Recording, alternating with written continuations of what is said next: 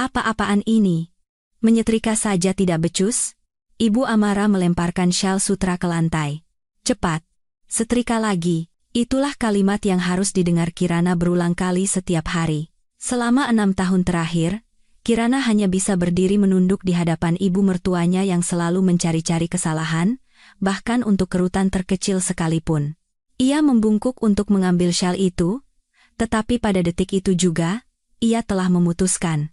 Ia tidak akan bersabar lagi. Dalam beberapa hari ke depan, segalanya akan berubah. Karena yang akan jatuh tersungkur di lantai bukan lagi dirinya. Kisah hari ini telah dimulai. Kirana sedang dengan teliti menyiapkan 12 jenis hidangan di dapur yang luas. Binani, kepala asisten rumah tangga, berdiri sambil bersedekap di belakangnya. Rasa masakan hari ini sepertinya lebih asin dari kemarin, kata Binani setelah mencicipi sesendok gulai. Akan saya buatkan yang baru sekarang juga, Bi? Jawab Kirana sambil menundukkan kepala. Binani mendecakkan lidahnya dengan tidak puas. Tiba-tiba, terdengar suara sepatu hak tinggi dari lantai 2. Ibu Amara sedang menuruni tangga. Kirana segera merapikan celemeknya dan menunduk hormat. Ibu, sarapan sudah siap. Ibu Amara menatap Kirana dari ujung kepala hingga ujung kaki, lalu menunjuk ke bahu blus yang dikenakannya. Apa-apaan ini? Menyetrika saja tidak becus? Ada kerutan kecil di blusnya. Ibu Amara menarik syal sutra dari lehernya dan melemparkannya ke lantai. Cepat. Setrika lagi. Saat Kirana membungkuk untuk mengambil syal itu, Ibu Amara menatapnya dengan dingin. Panggil Adit untuk sarapan. Baik, Bu. Kirana berjalan ke ruang keluarga. Adit sedang duduk di sofa, asyik bermain game di ponsel pintarnya. Sayang, ayo kita sarapan. Adit bahkan tidak mengangkat kepalanya, jari-jarinya masih bergerak cepat, tunggu sebentar. Ibu sudah menunggu. Iya, aku tahu. Kata Adit dengan kesal, lalu menyelesaikan gamenya. Saat duduk di meja makan, Adit masih memegang ponselnya. Kirana mengangkat mangkuk gulai untuk menyajikannya. Hati-hati, panas. Adit tidak menjawab, matanya terpaku pada karakter di layar. Ibu Amara meletakkan sendok dan garpunya lalu mendecak. Saat makan, tolong letakkan ponselmu. Adit dengan enggan meletakkan ponselnya di samping. Bu, hari ini ada urusan penting di kantor yang harus dibicarakan. Ibu Amara berkata dengan tegas. Meja makan kembali hening. Sore harinya, Kirana sedang merapikan ruang kerja Ibu Amara. Saat sedang mengelaprak buku, tangannya tanpa sengaja menyenggol sebuah laci. Laci itu sedikit terbuka, memperlihatkan sebuah ponsel yang tersembunyi di dalamnya. Jantung Kirana mulai berdebar kencang. Ia menoleh ke kiri dan ke kanan dengan waspada, lalu perlahan mengambil ponsel itu.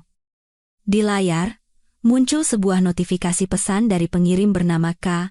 Hari ini juga merindukanmu. Aku akan menunggu di hotel, kamar 1205. Tangan Kirana gemetar. Dengan sigap, ia mengambil ponselnya sendiri dan memotret layar itu. Tiba-tiba, terdengar suara pintu depan terbuka.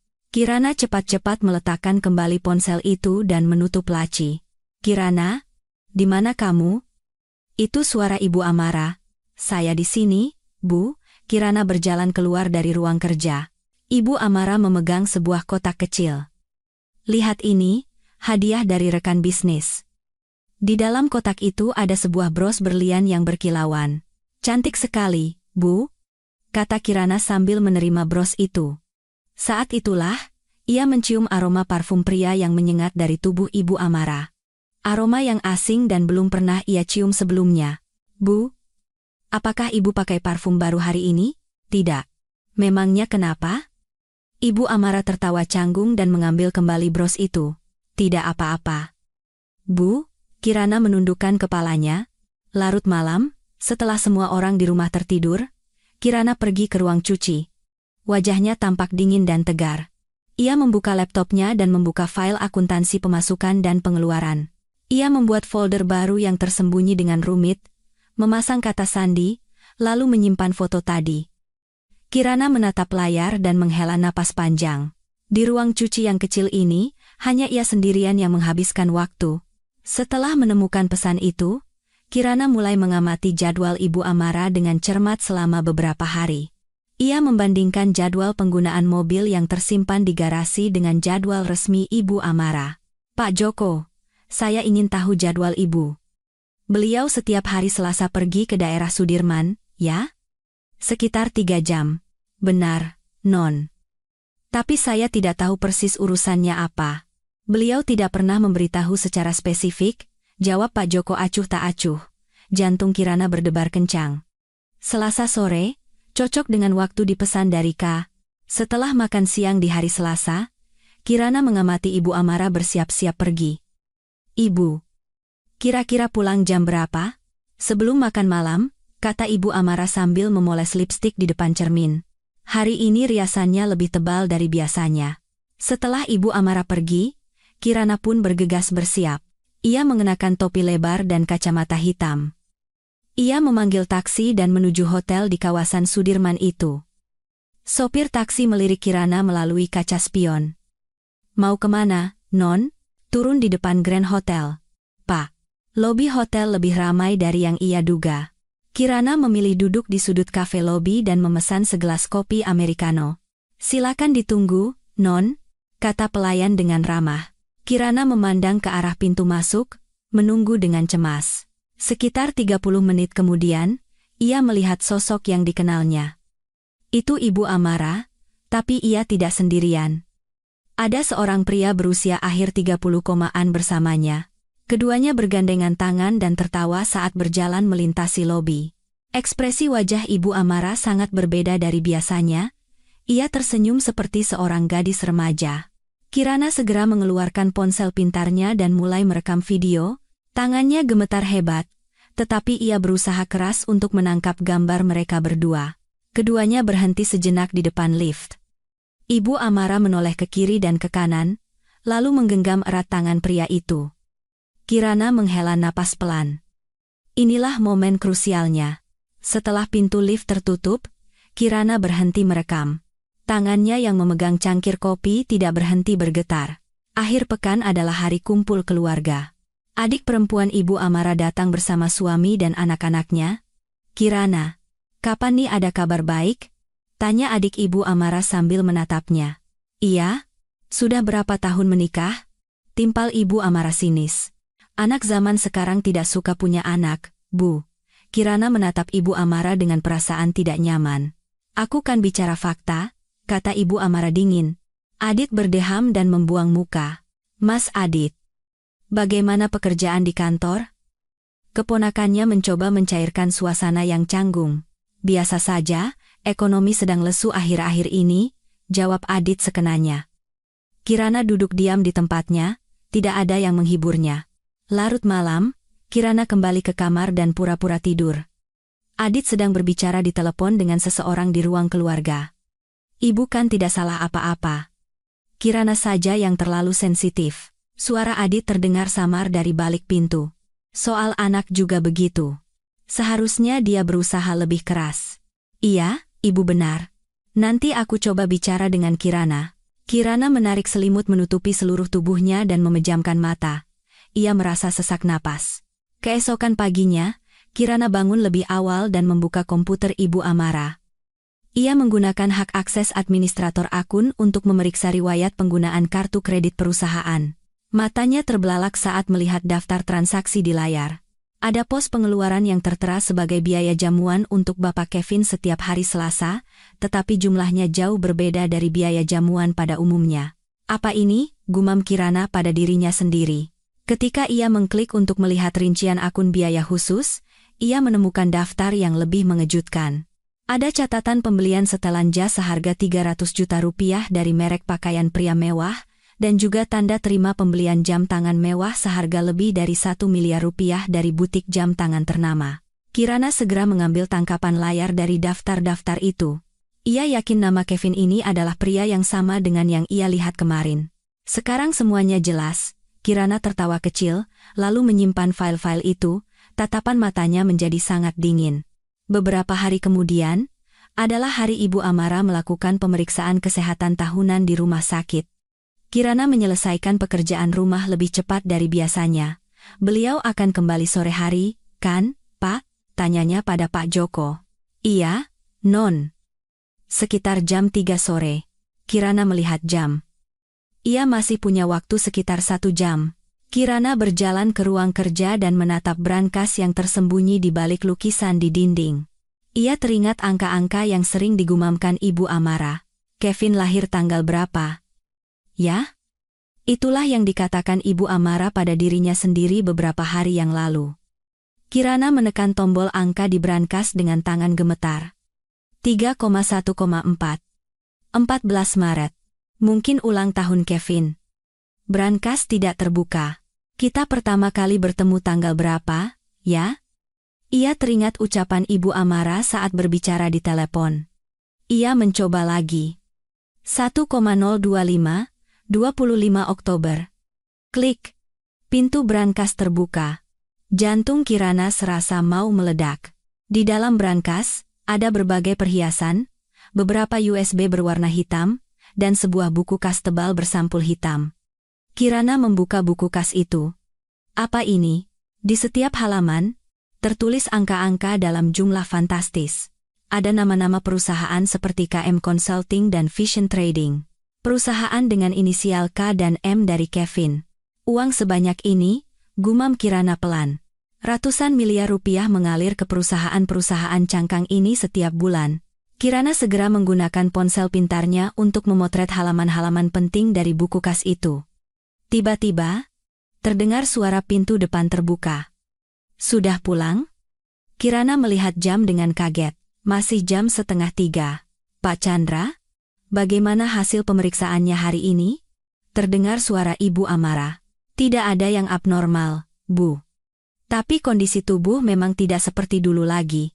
Kirana cepat-cepat meletakkan kembali buku kas dan USB, menutup pintu brankas, dan menggantungkan kembali lukisan itu. Kirana, di mana kamu? Panggil Ibu Amara. Di sini, Bu. Sedang merapikan ruang kerja, Kirana keluar sambil membawa lap. Tolong buatkan teh. Baik, Bu. Segera saya siapkan. Saat Kirana hendak berjalan ke dapur, ia melihat Sekretaris Chandra masuk ke ruang kerja. Jantungnya berdebar tidak karuan. Sambil membuat teh, Kirana memasang telinga, tidak terdengar suara apapun dari ruang kerja. 10 menit kemudian, saat ia membawa teh ke ruang kerja, ia melihat Sekretaris Chandra berdiri di depan rak buku. Pak Chandra, silakan tehnya. Tidak perlu. Terima kasih, jawab Pak Chandra sambil tersenyum. Tetapi matanya menatap tajam pada bingkai lukisan di dinding. Bingkai itu sedikit miring, keringat dingin membasahi punggung Kirana. Maaf, sepertinya tadi saya tidak sengaja menyenggolnya saat bersih-bersih. Kirana buru-buru meluruskan bingkai itu. Sekretaris Chandra tidak berkata apa-apa, tetapi tatapannya pada Kirana sangat tajam. Keesokan paginya, Sekretaris Chandra memanggil Kirana. Mulai sekarang, untuk urusan kebersihan ruang kerja, saya akan memanggil perusahaan jasa dari luar. Baik, Pak. Apakah saya melakukan kesalahan? Tidak. Ini perintah dari Ibu Direktur. Boleh saya tahu alasannya? Ini terkait peningkatan keamanan. Jadi akses harus dibatasi? Nada suara Sekretaris Chandra terdengar tegas. Kirana menunduk. Saya mengerti, Pak. Malam itu, setelah semua orang tidur, Kirana membuka laptop yang disembunyikan di ruang cuci. Ia memeriksa foto-foto yang telah diambilnya satu persatu. Ini sudah cukup, gumam Kirana pelan. Ia mengambil sebuah hard disk eksternal dan menyalin file-file itu, lalu menggunakan program enkripsi untuk mengamankannya. Pekerjaannya baru selesai pukul 3 pagi. Kirana menyimpan hard disk itu di dalam sebuah tas kecil. Beberapa hari kemudian, saat ia pamit untuk mengunjungi orang tuanya, Ibu Amara menunjukkan wajah tidak suka. Jangan lama-lama. Baik, Bu. Di rumah orang tuanya, Kirana duduk minum teh bersama ibunya dan mengobrol. Kamu kelihatan kurusan. Nak, tidak apa-apa, Bu. Apa Ibu Amara membebanimu terlalu berat? Tidak, Bu. Saya hanya belum terbiasa. Saat ibunya pergi, Kirana naik ke kamar lamanya. Ia menyembunyikan hard disk eksternal itu di bagian paling dalam rak buku. Sekarang aman. Wajah Kirana menunjukkan senyum lega. Dalam perjalanan pulang ke rumah Ibu Amara, Kirana menatap keluar jendela. Tekad yang kuat terbentuk di dalam hatinya. Waktunya untuk memulai, katanya pada diri sendiri dengan suara pelan. Sinar matahari senja mewarnai wajahnya dengan semburat kemerahan. Akhir pekan, Kirana pergi ke rumah orang tuanya lagi. Ibunya menyambutnya dengan hangat. Sering sekali datang. Ada apa? Tidak apa-apa, Bu. Ayah ada? Nada suara Kirana berbeda dari biasanya. Ada di ruang kerjanya. Kenapa? Ada hal penting yang harus aku bicarakan dengan ayah. Ibunya mengangguk melihat ekspresi serius putrinya. Kirana mengetuk pintu ruang kerja ayahnya. Ayah, boleh aku masuk? Masuklah. Pak Widjoyo, mantan jaksa agung, melepas kacamatanya dan menatap putrinya. Kirana meletakkan hard disk eksternal dan ponsel pintarnya di atas meja. Ayah, tolong lihat ini. Apa ini? Bukti korupsi Ibu Amara. Wajah Pak Widjoyo berubah menjadi serius. Kirana perlahan menceritakan semua yang terjadi selama beberapa minggu terakhir. Selain perselingkuhan, dia juga menggelapkan uang perusahaan untuk membiayai pria itu, katanya sambil menunjukkan foto-foto dan isi buku kas. Jumlah uang sebesar ini sudah lebih dari sekadar penggelapan biasa. Pak Widjoyo memeriksa data itu dengan teliti. Kamu sendiri, baik-baik saja? Ayahnya menggenggam tangan putrinya. Aku baik-baik saja, ayah. Sekarang aku sudah memutuskan. Suara Kirana penuh dengan keteguhan. Ini bisa berbahaya. Aku tahu. Tapi aku tidak tahan lagi. Pak Widjoyo menatap putrinya cukup lama, lalu ia mengambil buku telepon dari laci. Pertama, kita harus urus perceraianmu dulu. Setelah itu, baru kita sebarkan informasi ini. Pak Widjoyo mulai menelepon beberapa nomor. Halo, Pak Direktur. Saya Widjoyo. Mantan rekan kerja Anda di OJK. Ada hal mendesak yang ingin saya bicarakan. Selanjutnya, ia menghubungi pimpinan sebuah kantor berita. Halo, redaktur. Saya sendiri. Ada berita besar yang akan saya berikan. Kirana mendengarkan ayahnya menelepon dan merasa lega. Ayah, terima kasih banyak. Dibandingkan dengan penderitaan yang kamu alami, ini bukan apa-apa. Suara Pak Widjoyo mengandung kemarahan. Saat kembali ke rumah, Kirana menjalani hidup seperti biasa, seolah tidak terjadi apa-apa. Selama beberapa hari, baik Ibu Amara maupun Adit tidak menyadari perubahannya. Kamis malam, Kirana menyerahkan sebuah dokumen kepada Adit. Apa ini? Surat cerai. Adit mengambil dokumen itu. Tiba-tiba, ada apa ini? Aku rasa kita tidak bisa bersama lagi. Suara Kirana terdengar tenang. Kamu sudah gila? Saat Adit hendak membentak, Ibu Amara keluar ke ruang keluarga. Ada apa ribut-ribut? Bu? Kirana tiba-tiba minta cerai. Ibu Amara melirik dokumen itu. Tidak ada tuntutan tunjangan? Tidak perlu, jawab Kirana datar. Tatapan mata Ibu Amara menajam. Apa ada rencana lain? Tidak ada. Aku hanya ingin mengakhiri ini, Adit. Karena dia tidak minta tunjangan. Apa yang kamu pikirkan lagi? Ibu Amara mendesak putranya. Tapi, Bu, kamu bisa hemat banyak uang. Cepat tanda tangani. Ucapan Ibu Amara membuat Adit ragu, lalu ia mengambil stempelnya. Kamu tidak akan menyesal? Tidak. Kirana mengangguk. Adit dengan enggan menempelkan stempelnya pada dokumen itu. Besok akan kubawa ke pengacara. Ibu Amara mengambil dokumen itu.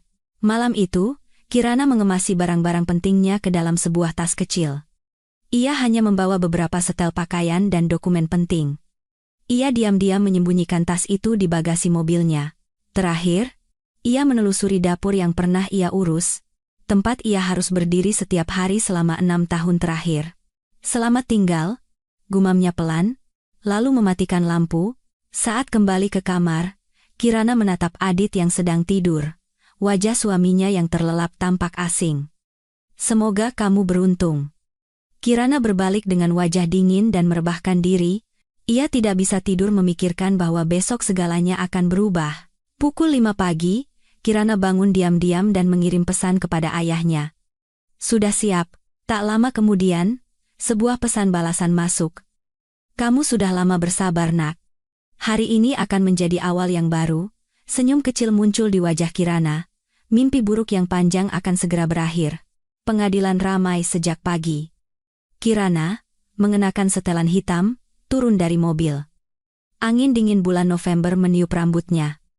"Jangan gemetar, semuanya akan berakhir," kata Kirana pada dirinya sendiri, lalu menaiki tangga gedung pengadilan. Ruang sidang lebih sepi dari yang diperkirakan. Adit sudah menunggu, ia menguap dan terus-menerus melihat jam. "Lama sekali," kata Adit pada Kirana dengan kesal. "Maaf." Kirana duduk di sampingnya. Ketika hakim masuk, semua orang berdiri. Sidang perceraian atas kesepakatan bersama dimulai, suara hakim menggema di seluruh ruangan. "Apakah kedua belah pihak setuju untuk bercerai?" "Ya, Yang Mulia," jawab Kirana dan Adit bersamaan. "Apakah ada tuntutan harta gonogini atau tunjangan?" "Tidak ada, Yang Mulia," jawab Kirana dengan jelas. Hakim memeriksa dokumen dengan teliti. Adit terus menguap. "Karena tidak ada anak dan tidak ada tuntutan harta, prosesnya akan lebih mudah," kata hakim. Dengan ini, perceraian dinyatakan sah. Putusan hakim mengakhiri pernikahan 6 tahun itu. Kirana tidak merasakan apa-apa. Saat berjalan keluar dari ruang sidang, Adit meraih lengan Kirana. "Kamu benar-benar tidak akan menyesal?" "Tidak," jawab Kirana dingin. "Akan sulit menemukan pria yang baik." "Loh?" Adit tertawa mengejek. "Itu urusanku." Kirana menepis lengannya. Adit mengangkat bahu dan berjalan ke tempat parkir, bahkan tidak menoleh ke belakang. Kirana duduk di bangku depan pengadilan dan mengeluarkan ponsel pintarnya. Ia mengirim sinyal yang telah disepakati dengan ayahnya. "Selesai." Hanya 2 kata. 10 menit kemudian, pesan balasan masuk. 20 menit lagi, bom akan meledak di safe house. Jantung Kirana mulai berdebar kencang. Akhirnya, saat pembalasan dendam dimulai, ia memanggil taksi. "Mau kemana, Non?" "Ke arah balai kota, Pak." Sopir menyalakan radio, terdengar alunan musik. Sekitar 15 menit kemudian, musik berhenti dan digantikan oleh jingle berita darurat. "Kami sampaikan berita terkini," kata penyiar. "Dilaporkan bahwa Direktur Utama Kang Group, Ibu Amara, terlibat dalam skandal perselingkuhan." Jantung Kirana mencelos. Akhirnya dimulai. Foto-foto dan pesan pribadi yang menunjukkan hubungan dekat dengan Direktur Eksekutif, Bapak Kevin, telah terungkap. Sopir taksi mengeraskan volume radio. "Wah, ada-ada saja." Dilaporkan bahwa saat ini Ibu Amara sedang berada dalam rapat Dewan Direksi. Kirana menatap keluar jendela dan tertawa kecil. Sementara itu, di ruang rapat kantor pusat Kang Group, sedang berlangsung rapat Dewan Direksi yang penting. "Saya akan melaporkan hasil kinerja kuartal ketiga." Manajer keuangan memulai presentasinya. Ibu Amara melihat dokumen dengan wajah serius. Tiba-tiba, tablet dan ponsel di ruang rapat bergetar serempak. Apa ini?" Salah seorang direktur menatap layar ponselnya dengan kaget. "Tunggu dulu, Bu Direktur." Direktur lain menyodorkan tabletnya kepada Ibu Amara. Di layar, terpampang halaman utama sebuah situs berita dengan foto Ibu Amara dan Kevin yang mencolok. "Ini? Apa-apaan ini?" Wajah Ibu Amara pucat pasi. "Bu Direktur? Ini apa maksudnya?" "Diam!" bentak Ibu Amara sambil berdiri. Ruang rapat seketika menjadi kacau. Semua direktur mulai berbisik-bisik. Beritanya terus muncul. "Bu, peringkat 1-10 kata kunci pencarian teratas semuanya tentang Ibu." Di media sosial juga sudah viral. Ibu Amara terduduk lemas di kursinya. Siapa yang melakukan ini?" "Bu Direktur, pertama-tama kita harus mencari cara untuk menanganinya." Keluar semuanya!" teriak Ibu Amara histeris. Semua direktur keluar dari ruang rapat dengan bingung. Sementara itu, Kirana tiba di safe house yang disiapkan ayahnya, sebuah apartemen kecil. Pak Wijoyo membukakan pintu untuk menyambut putrinya. "Kamu sudah lama bersabar." "Nak, Ayah, apa benar-benar sudah meledak?" "Iya. Sekarang sedang kacau balau." Pak Wijoyo membuka laptopnya. Di layar utama situs-situs berita, penuh dengan berita tentang Ibu Amara, jumlah penontonnya sudah menembus 1 juta. Komentarnya juga banyak sekali, kata Kirana sambil melihat layar. Kasihan menantunya kalau punya mertua seperti itu. Aku juga pasti kabur. Siapa sih Kevin itu? Berbagai komentar muncul secara real time. Tahap pertama berhasil. Pak Wijoyo menepuk bahu putrinya pelan. Sekarang harus mempersiapkan tahap kedua, ya? Tanya Kirana. Benar. Yang sesungguhnya baru akan dimulai, tatapan Pak Wijoyo menajam. Data penggelapan akan kita rilis besok. Lalu bagaimana dengan Kevin? Mungkin sekarang dia sedang menuju bandara? Pak Wijoyo tertawa. Dia benar-benar orang yang tegas, ya? Kirana mengangguk. Di TV, tampak para wartawan mengerumuni kantor Kang Group. Pernyataan dari Ibu Amara sedang ditunggu-tunggu. Suara reporter lapangan menggema di safe house. Kirana menyesap tehnya dan menatap layar. Meskipun pertarungan yang panjang dan sulit baru saja dimulai, ia tidak lagi merasa takut. Sekarang aku benar-benar bisa bebas, kan? Tentu saja, Nak. Ayah akan pastikan itu. Suara hangat ayahnya menenangkan hati Kirana. Di luar jendela, kegelapan mulai turun, tetapi di hadapan Kirana, terbentang masa depan yang cerah. Kantor pusat Kang Group jungkir balik. Pintu ruang kerja Ibu Amara terbuka dengan kasar, Sekretaris Chandra berlari masuk. Bu Direktur. Gawat, ada apa lagi? Kenapa panik begitu? Bentak Ibu Amara. Di situs berita ada foto ibu dengan Pak Kevin. Apa? Ibu Amara melompat dan merebut tablet dari tangan Chandra. Di layar, tampak jelas foto keduanya sedang bergandengan tangan di lobi hotel. Ini editan. Fitnah. Ibu Amara membanting tablet itu ke lantai hingga layarnya hancur berkeping-keping. Bu, telepon dari kantor berita tidak berhenti berdering. Matikan semua. Dan Kevin? Bagaimana dengan Kevin? Suara Ibu Amara bergetar. Tidak bisa dihubungi, Bu. Ponselnya mati. Apa? Tidak mungkin. Ibu Amara mencoba menelepon Kevin sendiri. Maaf? Nomor yang Anda tuju sedang tidak aktif.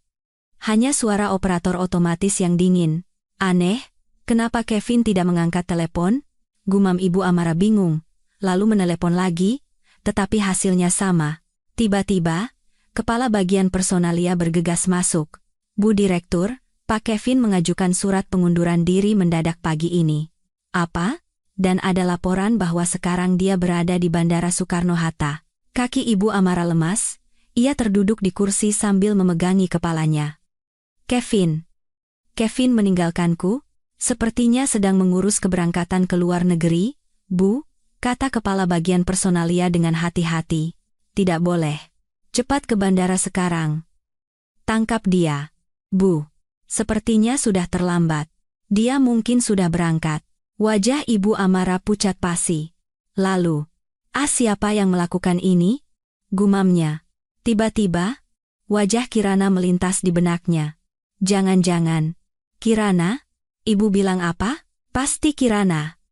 Pasti perbuatan anak itu. Ibu Amara memukul meja dengan kepalan tangannya. Hubungi tim keamanan, cari Kirana sekarang juga. Tapi, Bu, Non Kirana kan sudah bercerai. Aku tidak peduli.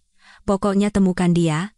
Sementara itu, Adit sedang menonton berita di rumah dengan bingung. Ibu benar-benar selingkuh? Gumamnya pada diri sendiri, lalu menelepon Kirana. Maaf. Nomor yang Anda tuju sedang tidak aktif. Aneh. Masa ganti nomor? Adit mencoba menelepon berkali-kali, tetapi sia-sia. Di depan kantor pusat Kang Group, wartawan dan masyarakat mulai berkumpul. Ibu Amara, jangan bohongi publik. Teriakan protes terdengar hingga ke dalam gedung. Kediaman Ibu Amara juga sama, para wartawan mencoba mengintip dari balik pagar. Bu Direktur, begini tidak bisa. Kita harus mengeluarkan pernyataan resmi, kata kepala bagian humas dengan cemas. Pernyataan apa? Ini semua bohong. Tapi bukti fotonya sangat jelas, Bu. Teknologi sekarang canggih, apa saja bisa diedit, kata Ibu Amara keras kepala. Sebaiknya kita adakan konferensi pers untuk klarifikasi dulu, Bu. Baiklah. Siapkan sekarang juga. 2 jam kemudian, di lobi lantai 1 kantor pusat Kang Group, sebuah konferensi pers darurat diadakan. Di tengah kilatan lampu kamera, Ibu Amara naik ke atas panggung. Sikap angkuhnya yang biasa telah hilang sama sekali. Saya memprotes keras fitnah keji yang ditujukan kepada saya hari ini, kata Ibu Amara dengan suara bergetar. Bu, fotonya sangat jelas. Apakah Anda masih bersikeras itu editan? Tanya seorang wartawan dengan tajam. Zaman sekarang, teknologi bisa melakukan apa saja. Semuanya bisa diedit. Lalu bagaimana dengan hubungan Anda dengan Pak Kevin? Dia adalah karyawan yang berbakat di perusahaan kami, jawab Ibu Amara terbata-bata. Kenapa Anda menggunakan kata adalah? Seolah itu masa lalu, dia mengundurkan diri karena alasan pribadi. Keberangkatannya yang mendadak ke luar negeri pada hari foto ini bocor, apakah itu kebetulan? Pertanyaan wartawan semakin tajam. Wajah Ibu Amara mulai berkeringat. Saya dikhianati oleh orang yang saya percayai. Tiba-tiba, suara Ibu Amara mulai bergetar. Orang yang saya anggap seperti keluarga sendiri justru menusuk saya dari belakang, katanya sambil berpura-pura mengusap air mata. Apakah Ibu menuduh seseorang secara spesifik? Itu tidak bisa saya katakan. Ibu Amara menggunakan sapu tangan untuk menyeka sudut matanya. Namun, para wartawan tidak bersimpati. Bagaimana Anda akan menjelaskan penggunaan kartu kredit perusahaan untuk membeli barang-barang pribadi untuk Pak Kevin? Apa? Ibu Amara terkejut. Ditemukan transaksi pembelian setelan jas seharga 300 juta dan jam tangan senilai lebih dari 1 miliar. Itu untuk keperluan pekerjaan perusahaan. Barang yang dibeli atas nama pribadi juga untuk keperluan pekerjaan? Rentetan pertanyaan wartawan semakin gencar. Ibu Amara tidak bisa menjawab dengan jelas, hanya tergagap. Tidak ada pertanyaan lagi, ia buru-buru bangkit dan mencoba meninggalkan ruang konferensi. Bu. Satu pertanyaan lagi. Bisakah Anda meminta maaf kepada publik? Para wartawan berlari mengejarnya. Ibu Amara dikelilingi oleh petugas keamanan dan bergegas menuju lift. Tidak ada komentar. Tidak ada yang perlu dikatakan. Kilatan lampu kamera terus menyala hingga pintu lift tertutup. Sementara itu di safe house, Pak Wijoyo yang sedang memantau situasi tersenyum. Saatnya menggunakan kartu as yang sebenarnya. Maksud ayah? Tanya Kirana. Besok kamu akan tahu. Saatnya meledakkan bom yang sesungguhnya. Pak Wijoyo membuka laptopnya. Layarnya penuh dengan data tentang dana gelap Kang Group. Mulai besok, neraka yang sebenarnya akan dimulai. Kirana menatap ayahnya dan mengangguk. Kejatuhan Ibu Amara hanyalah sebuah permulaan. Keesokan paginya, pukul 7. Pak Wijoyo membangunkan Kirana. Kirana, bangun, nak. Iya, ayah. Kirana mengucek matanya dan berjalan ke ruang keluarga. Lihat berita. Pak Wijoyo memberikan remote control, Kirana menyalakan TV. Berita terkini. Direktur Utama Kang Group, Ibu Amara, didakwa atas penggelapan dana dalam jumlah besar, suara penyiar terdengar jelas. Terungkap adanya korupsi senilai triliunan rupiah melalui pembentukan dana gelap dengan pembukuan ganda dan penggelapan melalui perusahaan cangkang. Di layar, muncul isi buku kas yang difoto oleh Kirana. Wow! Kirana ternganga. Dana ratusan miliar rupiah per bulan ditransfer ke perusahaan cangkang yang terafiliasi dengan Bapak Kevin, seperti KM Consulting dan Vision Trading. Bagan alur dana ditampilkan dengan rinci. Selain itu, terkonfirmasi bahwa dana perusahaan digunakan untuk membeli barang-barang mewah pribadi untuk Bapak Kevin. Hebat sekali, ayah. Kata Kirana takjub. Ini baru permulaan, Pak Wijoyo tersenyum. Sementara itu, Ibu Amara tidak bisa tidur sejak subuh. Bu Direktur, gawat. Sekretaris Chandra berlari masuk dengan panik. Ada apa lagi? Tanya Ibu Amara dengan suara lelah. Berita tentang penggelapan dana sudah keluar, Bu. Apa? Ibu Amara melompat dari tempat tidur. Di layar TV, isi pembukuan gandanya sedang dibongkar habis-habisan. Bagaimana mereka bisa tahu? Wajah Ibu Amara pucat pasi. Tidak ada yang tahu soal brankas itu. Tiba-tiba, wajah Kirana kembali melintas. Pasti anak itu yang diam-diam melakukan sesuatu. Teriak Ibu Amara. Telepon berdering tanpa henti. Halo, Bu Direktur. Kejaksaan menghubungi. Mereka akan melakukan penggeledahan dan penyitaan aset siang ini. Suara kepala bagian hukum bergetar. Apa? Secepat itu? di kantor pusat dan di rumah. Bu, Ibu Amara terduduk lemas dan menjatuhkan teleponnya. Pukul 2 siang, mobil tim penyidik khusus kejaksaan tiba di depan kantor pusat Kang Group. Ini surat perintah penggeledahan. Para penyidik masuk ke dalam gedung, menyita semua komputer dan dokumen. Buka brankasnya. Di mana buku kasnya? Para karyawan panik. Ibu Amara gemetar di ruang kerjanya. Tidak mungkin. Kode brankas hanya aku yang tahu, gumamnya sambil memegangi kepala. Bu. Kita keluar lewat pintu belakang saja, usul Chandra. Ya, kita harus kabur dulu. Ibu Amara mengangguk. Tetapi di pintu belakang, para wartawan sudah menunggu. Bu Direktur, Anda sudah keluar? Tolong katakan sesuatu tentang tuduhan penggelapan ini. Kilatan lampu kamera menyilaukan. Minggir. Minggir.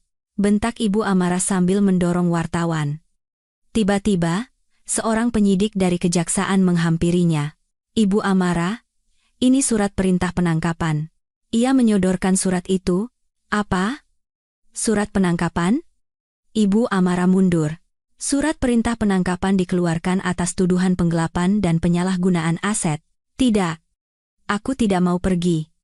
Ibu Amara jatuh terduduk di lantai dan berteriak. Aku difitnah. Aku difitnah. Bu, tenang, Bu, para penyidik mencoba membantunya berdiri. Jangan sentuh aku. Jangan sentuh. Ibu Amara meronta. Para wartawan tidak melewatkan momen ini. Akhirnya, Ibu Amara diborgol dan digiring ke mobil penyidik. Seluruh adegan itu disiarkan langsung ke seluruh negeri. Sementara itu, Adit dipanggil ke kantor kejaksaan pada sore harinya. Bapak Adit, tolong jelaskan rincian penggunaan dana dari dana gelap ini. Saya tidak tahu apa-apa, jawab Adit dengan suara gemetar. Saya hanya melakukan apa yang diperintahkan ibu saya. Lalu uang yang ditransfer ke rekening atas nama Anda? Digunakan untuk apa? Itu? Untuk biaya hidup sehari-hari. 2 miliar rupiah sebulan untuk biaya hidup? Suara penyidik terdengar dingin. Adit tidak bisa menjawab dengan jelas. Saat keluar dari pemeriksaan, Adit dikerumuni wartawan. Bapak Adit, apakah Anda tahu tentang korupsi yang dilakukan ibu Anda? Saya tidak tahu apa-apa. Jawab Adit dengan wajah ketakutan. Ada rumor bahwa istri Anda yang melaporkannya. Apakah itu benar, Kirana? Tidak mungkin. Wajah Adit pucat pasi. Pada saat yang sama, di Bursa Efek, saham Kang Group anjlok. Saham Kang Group anjlok menyentuh batas bawah. Harga saham turun 30% hanya dalam 10 menit setelah pasar dibuka. Para pemegang saham mengadakan rapat Dewan Direksi Darurat. Kami mengusulkan mosi tidak percaya untuk mencopot Ibu Amara dari jabatan Direktur Utama. Yang setuju silakan angkat tangan. Mosi pencopotan Ibu Amara disetujui secara aklamasi. Berita Malam melaporkan penangkapan itu sebagai berita utama. Surat perintah penangkapan telah dikeluarkan untuk Ibu Amara dan 3 orang kaki tangannya. Kerugian diperkirakan mencapai lebih dari 5 triliun rupiah. Kirana yang menonton berita di Safe House menghela napas panjang. Akhirnya selesai juga, ya? Belum sepenuhnya. Masih ada persidangan, kata Pak Widjoyo. Tapi bagian tersulit sudah lewat. Sementara itu, Adit sedang duduk minum sendirian di rumah. Kirana, di mana kamu? Gumamnya mabuk. Aku salah. Maafkan aku. Tetapi nomor telepon Kirana tetap tidak bisa dihubungi. Hanya telepon dari penagih utang yang terus berdering. Kapan mau bayar utang? Bayar bunganya dulu saja. Adit tidak mengangkat telepon, hanya terus minum. Di TV, gambar ibunya yang diborgol terus diputar ulang. Semua ini karena Kirana. Gumam Adit penuh dendam. Tetapi Kirana telah lenyap dari hidupnya. Bersamaan dengan runtuhnya Kang Group, hidup Adit juga ikut hancur. Tuntutan ganti rugi dan kompensasi yang harus ia tanggung bernilai triliunan rupiah. Benar-benar sudah berakhir. Adit menghela napas sambil menatap botol kosong. Di luar rumah, suara para wartawan masih terdengar. 3 bulan setelah skandal itu meledak, kediaman mewah Ibu Amara menjadi sunyi. Di gerbang depan, terpasang papan sita berwarna merah. Taman yang dulu indah kini dipenuhi rumput liar. Di kolam, daun-daun kering mengapung. Ibu Amara terbangun di sel isolasi penjara.